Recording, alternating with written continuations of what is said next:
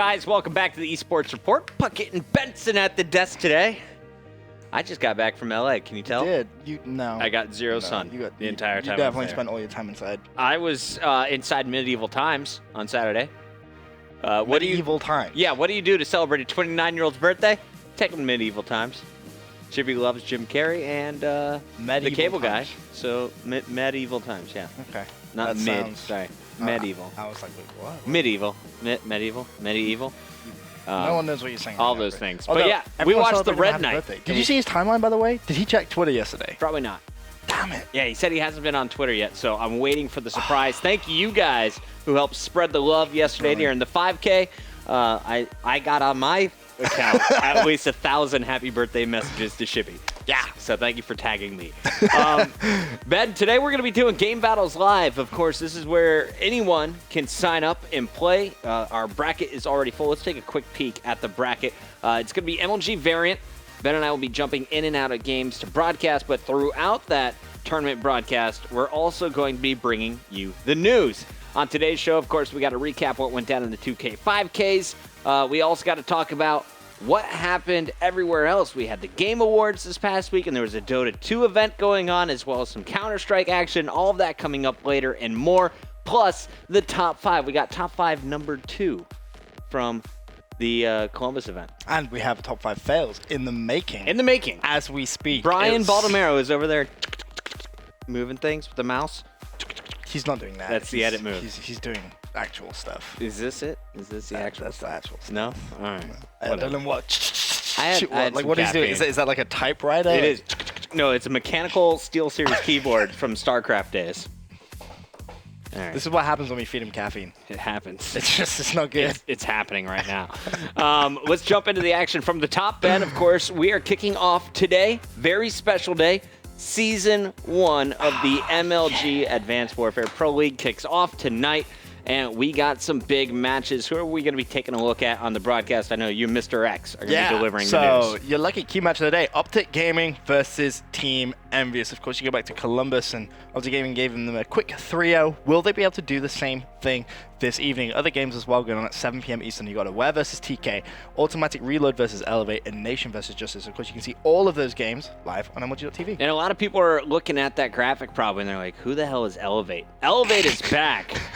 Noble and Elevate, originally it was Elevate in Season 3 of Ghost. They sold the spot to Noble. It appears that that spot has returned to Elevate for Season 1. So Kill, Miracles, and the boys now playing officially underneath the Elevate title, and we saw that for the first time with them changing their gamer tags in this weekend's tournaments. Yes, and then 8:30 p.m. Eastern, we've got Elevate versus Aware, Justice take on Optic Gaming, Envious versus Automatic Reload, and Team Caliber go up against Optic Nation. And it's worth mentioning the TK versus Optic Nation is going to be a second game that we broadcast live here from the studios. Yeah, so our matches tonight on stream on MLG.TV/ESR, Optic Gaming versus Envy, TK versus Optic Nation, but I know all of our players are going to be streaming as well. Make sure you guys tune in for that Justice Optic Gaming match. I know that's going to be a great one.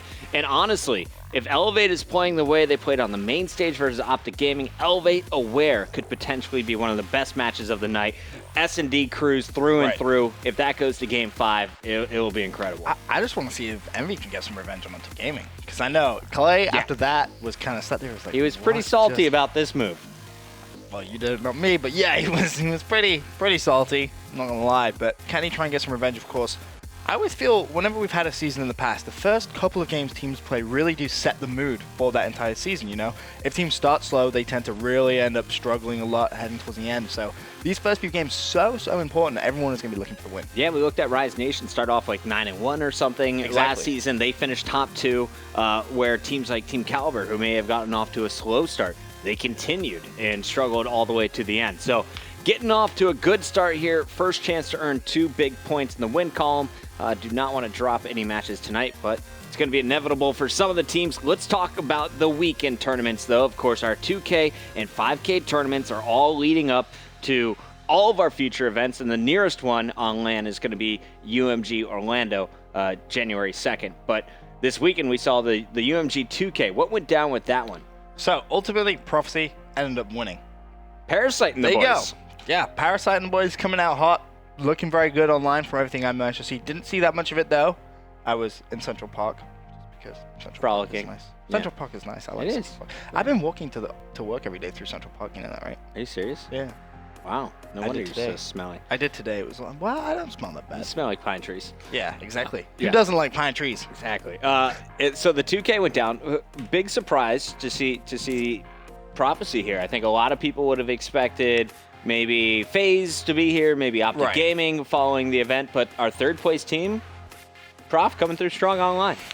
It's weird because prior to Columbus, you know, the Prof weren't playing that well online, which is why no one really kind of put them in their top 8 predictions, etc.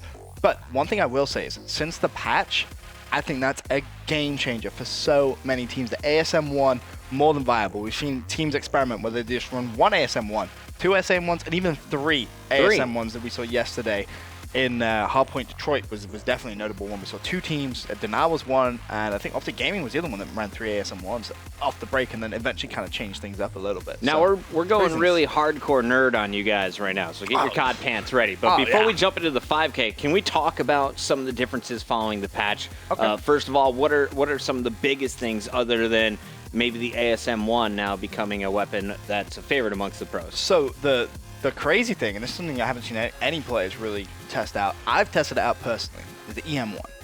EM1. I'm just saying, the giant laser beam gun. Okay. That's powerful. The lightsaber is It's not bad. doing work. Right now, it is not bad. It's in the heavy weapons, right? Yeah, you're more than able to use it if you want to. I've seen a lot of people, streaming it, potentially using it, but I haven't seen anyone pull it out properly yet in a important, 2K, 5K, etc. But it's a weapon which I think you could use. But we're not going to know until people try it, if that makes sense. So it's like right now I feel it could be feasible, but there's no definitive yes or no until we actually see pros full-on sweat mode, pull it out and use it.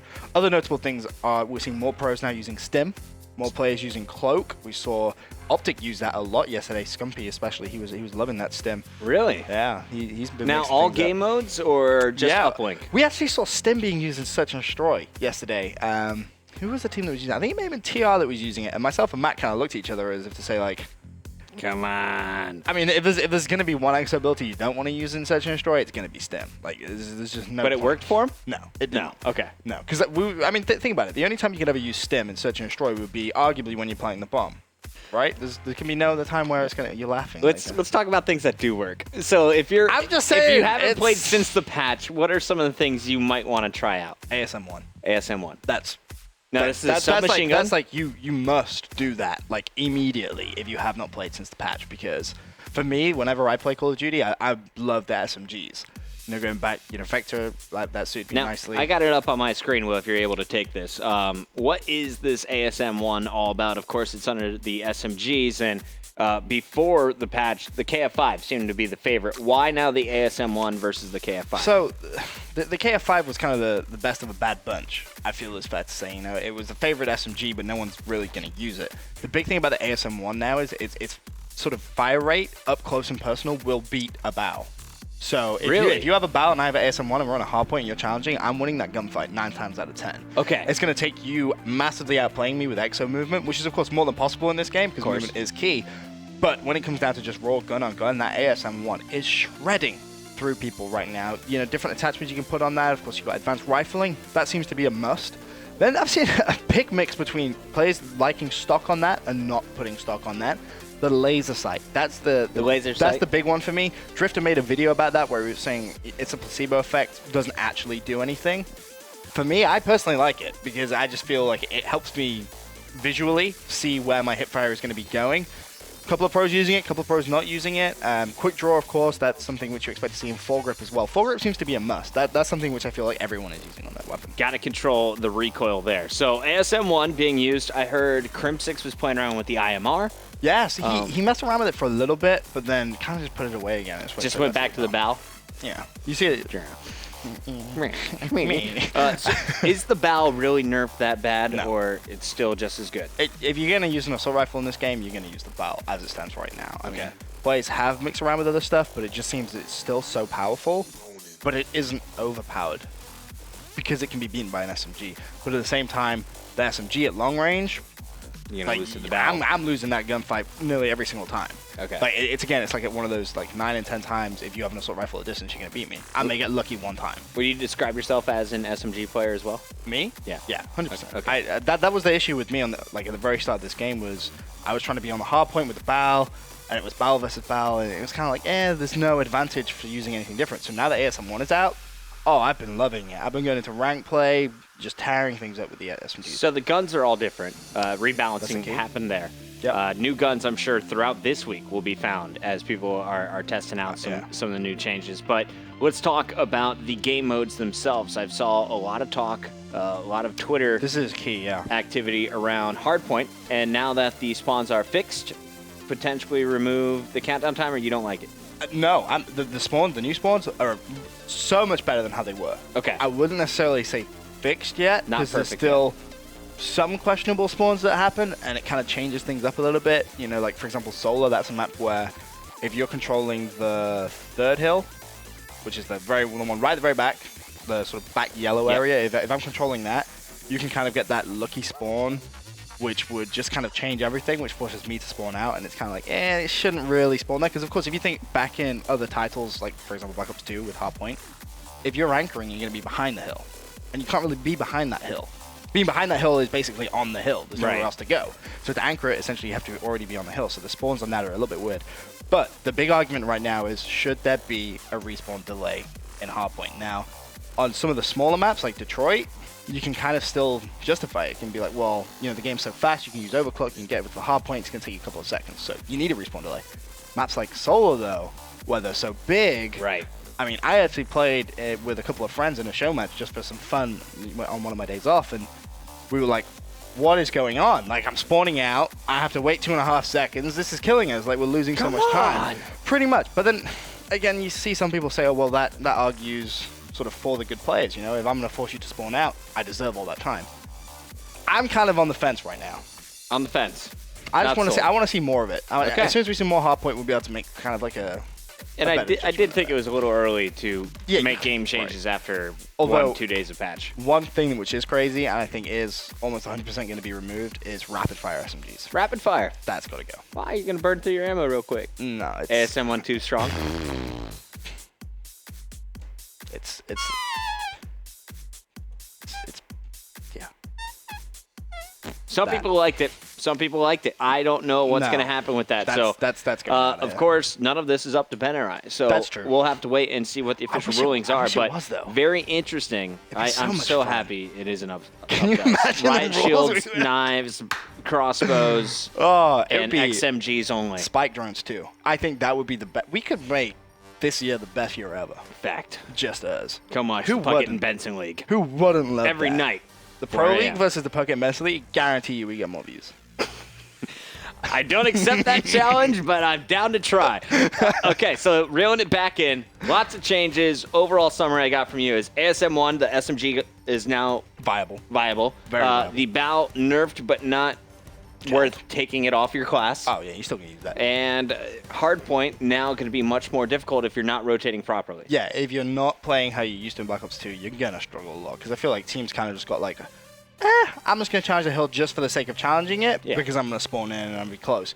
Now it's, you need to wait for your team. If you challenge that hill by yourself and you get slayed down, you're spawning way out, my friend. And it's you're the risk-reward again. Big old journey. Exactly that. It's back. And that adds that skill element back to Hardpoint. Which we're excited about. So let's go from the changes into how it played out in our first tournament. Of course, heavy favorites coming in. The top seeds, FaZe, number 1 seed, Optic Gaming, number 2 seed. See Denial mixed in there. I believe they're the number 4 seed overall. And a few of the other squads. But let's start things off with a few of the teams who did not perform as well as I expected. Lucky Strike, or CLS, a team that we saw in pool play. They, of course, did not have the best run in Columbus, had some issues with a few of their games, but as an end result, the team making a bit of a roster change, but even though they get 2-0'd in their first round of tournament play. Yeah, it was pretty poor performance. Now, I don't know if they didn't show up or if they just got I'm pretty beat. sure they played.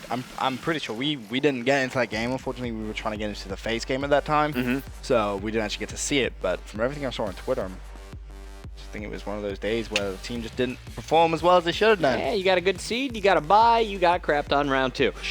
Going into the next matchup, AR, I noticed this one just kind of scrolling through the bracket. Of course, I missed all of yesterday's tournament, but I saw AR had replaced Felony on their starting lineup with Tipsy again. Yeah, Tipsy, of course, he was kind of AFK for a while, and then he's come back. And, you know, Burns and Tipsy, these guys live together, you know. They're good friends. They know each other very well. I'm not sure the full situation right there, but Felony, he went on a big run in the bracket as opposed to this AR team who struggled quite heavily, I'm not going to lie. Felony won the pro points battle yesterday. By quite a bit. And then this DT squad. This was a surprise team for us at Columbus. They came out of the open bracket.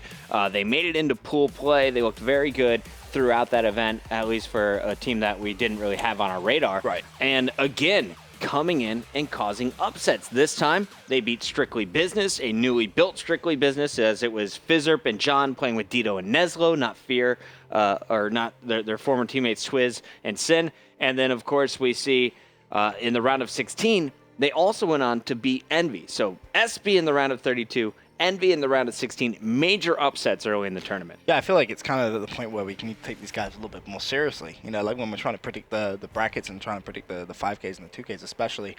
Like, well, these guys, they can definitely play. They've been on a lot of the top teams, and I feel like we can't overlook them anymore. I mean, taking down Envious as well. I mean, this is Envy. This is a great team who at the start of this game were dominating everything. Yeah, and another big team that I was looking out for was Stunner. Now, in the round of 16, it was Stunner who took out Prophecy, our 2K champions from the day before. So big props to the Stunner guys. They also went on to beat Elevate, aka Noble Impact, in the round of 8. That one went to Game 5. Stunner pulling it out over Kill and Miracles. That was a really, really clutch game as well. We actually got to see that one yesterday. Oh, really? Yeah, it was very, very close. We joined at Game 5 too, so we kind of joined. We're like, oh, it's S&D. Oh, it's Game 5, and it was an awesome game. But Stunner, they look really good. They honestly, they really look very, very comfortable.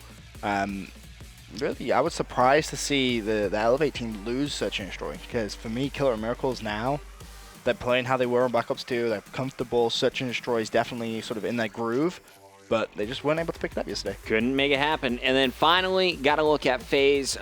FaZe had some issues with their connection, but at the end of the day, they got a loss. It came at the hands of Team No Name. Who was playing on Team No Name? So Team No Name was Methods and Co. I can't remember the full squad, but I remember Methods. And it was Anticity, Felony, and TCM. Felony on that. Yeah, there you go. That was the squad right there. And to be honest, they were playing really well. And Methods, again, he's another player who I think is really up and coming on Advanced Warfare right now. Just stinks he's not 18. He'd be on a much higher team, I think, if he was 18 years old. I feel so sorry for Methods in that sense, because it's like Huke as well. We talked about this yesterday. Imagine if Huke was 18. Can you imagine the way that teams are changing? For any of you that are unaware, of course, COD Champs is kind of the tournament when teams or when players now are making teams, they always have that in the back of their mind because you want to have the best chemistry, etc. $1 million tournament. Yeah, so there's going to be an age limit to that too, which of course is 18. So you want to make sure that the players are all going to be of age, etc. And that might have been AR's decision, because when we had Burns on last week, he was talking about Felony, great player, great S&D player. They're teaching him the ways of Respawn, but Felony is 17 and won't be 18 until maybe, I think he said June. Was it June? So just something to think about there as everything's going down. But let's continue with the story of the 5K. So those were some of the major upsets. Big props to AR. Big props to DT, Stunner, and FaZe. AR made it top 16 again. But really, it was this team revenge that filled my timeline. Yeah. And this squad went through everybody. We have a graphic for you. Talk me through it. Who did TR take down? So they managed to take down VQ Gaming. That was a 2-0. Me and Matt kind of looked at the bracket. We're like, all right, this team could potentially do well. Then all of a sudden they take down Optic Nation 2-1 in the round of 32. And we're like, wow, didn't see that coming. Then they come up against Aware, who, of course, just recently made it into Season 1. We're like, all right, this is where they're going to fall short. You know, we think Aware can come. Nope, 2-0 against Aware Gaming in the round of 16. Then they go up against Team No Name, who were playing so well throughout the 5K. They 3-2 them, go to the semifinals against Denial. And me and Matt, we have this conversation. All right, this team's done a big rampage, but this is Denial right now. Denial looks so good. Can they really beat them? And we both agreed. We said, yeah, they probably will. And that's exactly what they did. Beat Denial 3-1. And honestly, it was a comfortable 3-1 too. And we have that game 4 for you guys. If you missed the matchup last night, do not worry. This is the game that knocked Denial out of the bracket and gave TR a spot in the grand finals.